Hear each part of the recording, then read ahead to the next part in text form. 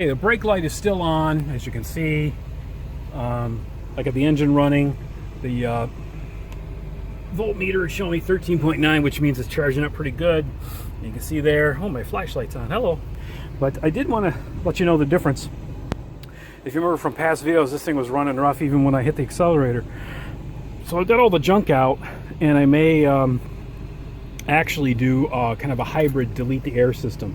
Not delete it totally, but what I may do is get a more direct filter on top of the Rochester and, you know, just leave the hoses for the air system. Secure them, but not really have them blow back into this system for like rebreathing purposes. So yeah, I'm gonna hit the gas a little bit and see how she sounds. So here we go.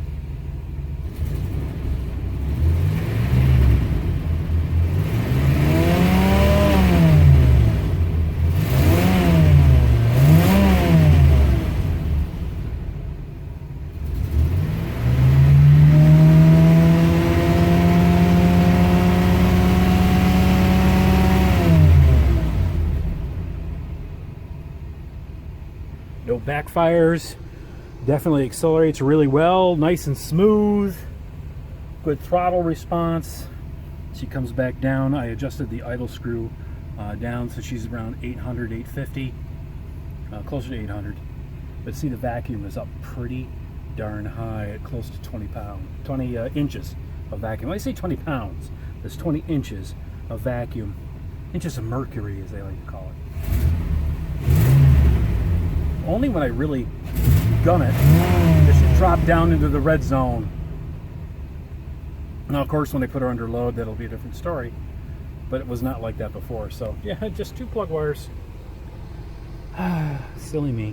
Anyways, so that gives me some hope that I can actually pull off the rear brake bleeding job and not foobar that too badly. All right, we're going to get under here and try to get a little better view. There's some squirrels that are not happy over there. Something's going on. Anyways, so we're going to get under here. Oof, here for the tailpipe. Oh, tailpipe. We're going to crawl under here. And thank goodness the light is on, because oof, it is a little bit of a tight space in here. But as you can see here, there is my bleeder valve, and there's the brake line that comes into it. See that right there? So that's the bleeder valve I have to try to get to somehow with a wrench, which is going to be really cool and interesting, because I mean, I'm looking up here from, oh, there's some cobwebs. Let's get rid of the cobwebs. Get rid of those. Yeah, I got to get up in there with a wrench, which I think I might be able to do as I'm looking at it a little bit more. But wow, that is going to be kind of challenging for me, and I hope I can do it so I can bleed these valves. I'm going to try that, because I'm really not looking forward to removing this giant brake drum, which you can see here. See this thing? There it is. There's the brake drum. Okay, there's the start of it, and it's a pretty 50, 60 pound piece of metal. So I'd rather get up in here and undo that bleeder valve if I can do it, and bleed my brakes. And hopefully I can do that and not get too crazy with the job. So anyways, that's what I'm going to do. Oh, there we go. That's better. Now you can see up in there, there's the bleeder valve up in there, right? You can see that, right? Right up, my finger throws things off. Right up in there. So what I'm going to do, I'm going to take my PV blaster, if I can get the wand in the right place. If it doesn't get constantly pushed down. I'll do this and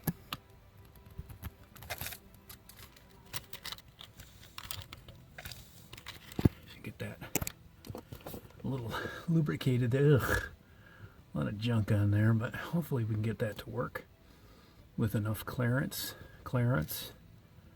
and yeah, we're gonna make this happen here. I don't know if I'm gonna get in there or not.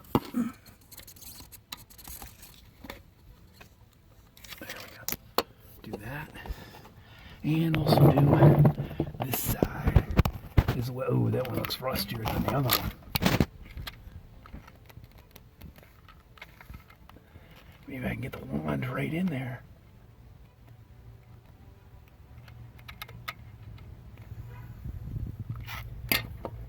There we go. And hose that down and get that lubricated, because I'm definitely going to need to be able to get a good grip on that and hopefully loosen up those screws. We'll let it sit for another day or two while I get some other stuff showing up, like brake bleeder extensions, which would be awesome. Bring them out, put them out around the block, and have it so you can actually, you know, bleed the brakes without sticking a wrench in there. That'd be kind of cool. Alright, so that's what's going on with the PB blaster up in here. And that thing here. And I'm going to try to make an attempt at loosening up those brake bleeder screws. As you can see here, taking off the tires ain't going to do much because the brake drum's in the way more than anything else. So hopefully my magic offset wrenches will help me do this. Hey there. So I just got this from Amazon. It is a 6 3/8 inch chrome air cleaner assembly, and you can see it's obviously from China, most likely. And I guess this thing has what, chemicals or something? Oh, contains chromium, which is known to cause birth defects. Oh, that's great. So I don't know how that's going to cause cancer, but okay. So yeah, a little nondescript box I got from Amazon. And I'm going to put this as a replacement instead of that big air cleaner I've got. I'm just going to try this out for a little bit once I get the brakes bled, which I am going to attempt to do. And I'm going to see if this is going to fit over the top of my carb and see how that works out. So I'm going to open this up, get it on the engine, and hopefully this diameter will be adequate for my needs. I might have to dimple it a little bit potentially, but we'll see. We'll see. Hopefully it'll work out, and it'll be a more simplistic solution than every time I try to buy air filters that supposedly fit that air cleaner, they're the wrong size, even though they say it's the size it is. So I wind up crushing air filters. So I think this will maybe help the airflow a little bit, keep it filtered, and then it'll be my somewhat workaround from, you know, not deleting the air system. So we'll see how it goes. Alrighty, so we've got it's a little late this evening, middle of the week, but it's still pretty warm, and I've got the RV warmed up after everything has been kind of sorted out with the firing order and everything else. It's been idling pretty well. And just testing the lights and all the marker lights on her and everything to make sure she's up and running. That's pretty good. I'm gonna get up in here. Oh, it's kind of dark, but we're gonna hopefully fix that here. Throw on the lights there. This is the the idle drop down, obviously a little bit, but you can see what I'm throwing here with lights if I'm driving late at night. And oh, there's fire trucks coming back from their, hopefully a false alarm. And so this is the, whoo, there you go.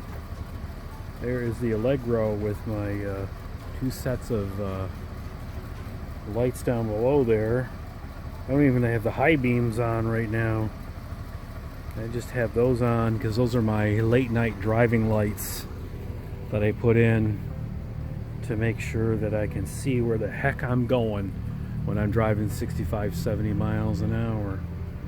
And makes things a lot better when I do that. As you can see here, maybe the lens is a little bit iffy, so I'm gonna do this a little bit. There we go, that's a little better. But yeah, that's what I got going on there. So, yeah. So they suck a little bit of juice, unfortunately. You can see there when I'm doing that. And when I go to turn them off, there's one turned off. turned off. So that's the regular lights without the high beams on. I'm going to do the high beams real quick. There we go. So there's the high beams. Back to the regular driving lights, regular headlights. And yeah, so that's what I got running for me, keeping me protected as I'm driving down the road late at night on the highway. And that's the way I like it.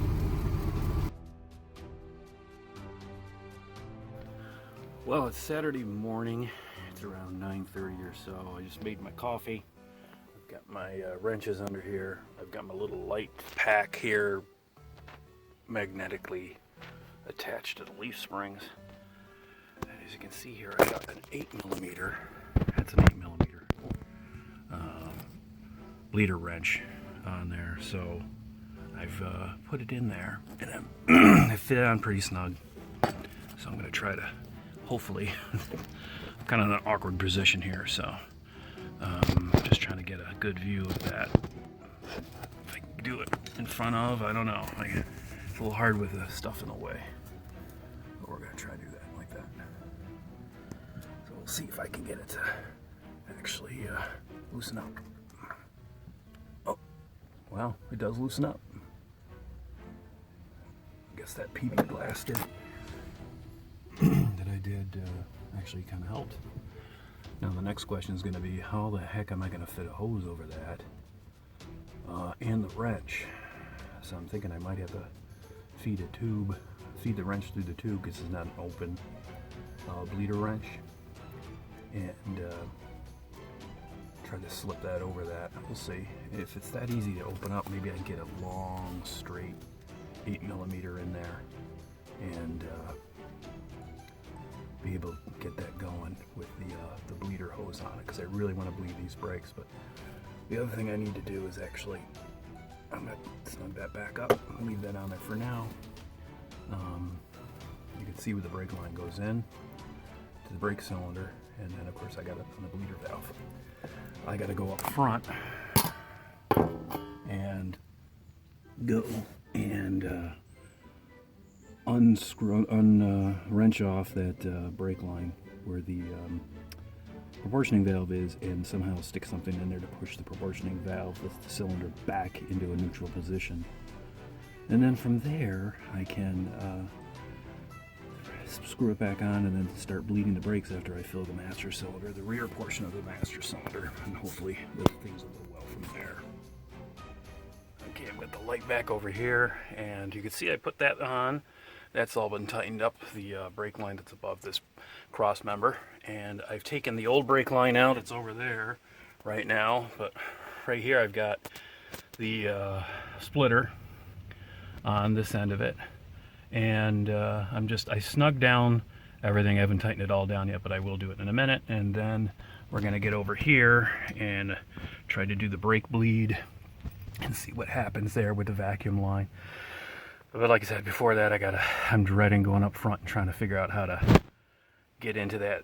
This area is spacious compared to the stuff up front, so it's going to be kind of interesting what happens next.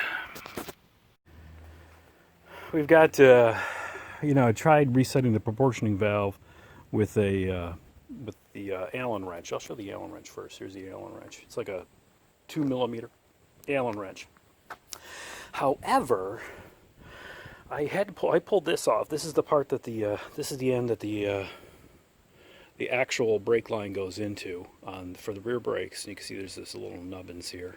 I'm going to clean this off, and there's an O-ring back here. But you can see that hole that I was trying to reset the valve through you can see right through it. Hello, there's where the fluid goes through, right? And so this is part of the proportioning valve. And yeah, there's no way that this, sorry, I'm going to go back and forth. There's no way this is going to fit through there. That's like not even, it might be 2mm, but boy, that would be pretty close. I mean, if I do this, I'm going to go crazy here. Shin cam. And I do this. Stick that in there. See, it doesn't go through, right? It doesn't go through. So I can't reset the proportioning valve. So I had to take this off and make it work. Hopefully you can see that. I don't know. I'm going to take a look at that. And then I'm going to stick the Allen wrench in there and see if I can reset it.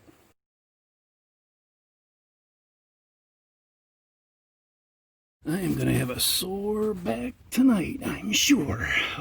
Get rid of some of the stuff that's reflecting right in my eyes. So, as you can see here, there's some old brake fluid coming into this reservoir.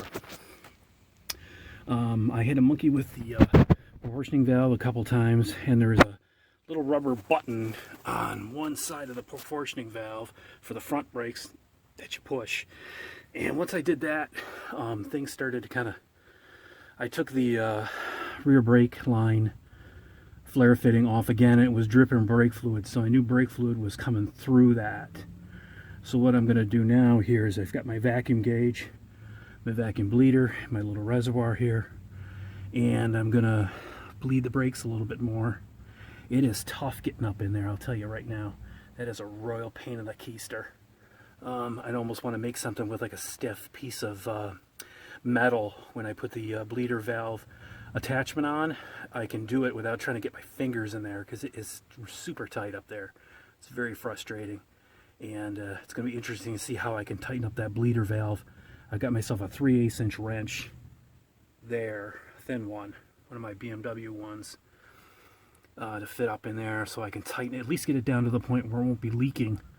And I'm just going to keep going. So I got to, as you can see here, I got this here, and I'm just going to slowly apply some vacuum pressure, and you can start to see stuff flowing down into the reservoir. You can see there's a lot of air, other stuff, kind of ugh, but it's coming through. And I filled the reservoir up front, by the way, too. So you can see there all the stuff that's just in there. And my reservoir is almost full. So I'm going to have to shut off the bleeder valve sometime soon. And hopefully I can get this thing where doesn't have as much air in it. It's still kind of cruddy. You can still see air bubbles in it, too.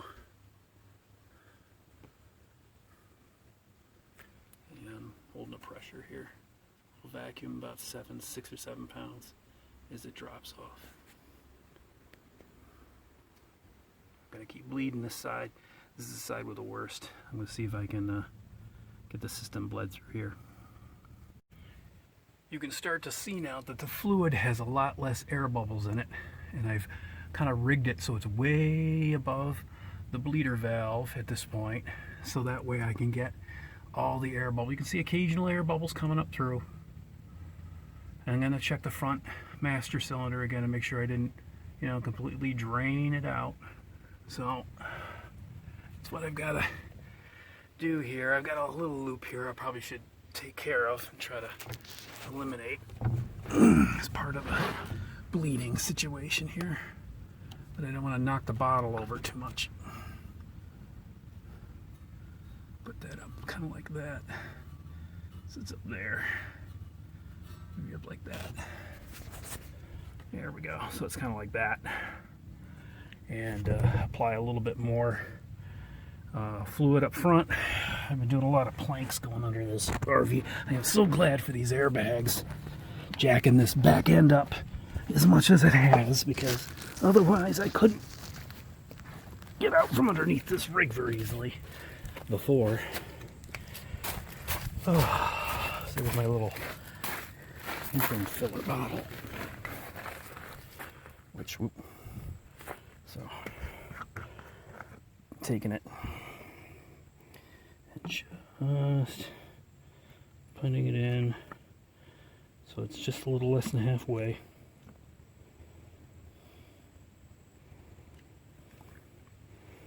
It's good. I'm going through most of this. It's about a quart, and I've blown through most of it, just bleeding this one side. So we're going to go under here. As we all enjoy ducking under this thing a bunch of times. and running the bottle through here, and then trying to get it under the cables, which is always fun. There we go. And then I'm gonna fill that up a little bit. So again, I don't get air in the system again. Oop, it's almost full. Oop, almost full. Don't overfill it. We're getting there. So we got fluid in there. I don't know if you can see anything, but there is fluid in that reservoir. It's almost full. You can see the reflection as I jiggle the rig a little bit. That's a little bit less, but that's the front brake lines. So gonna keep bleeding the valve.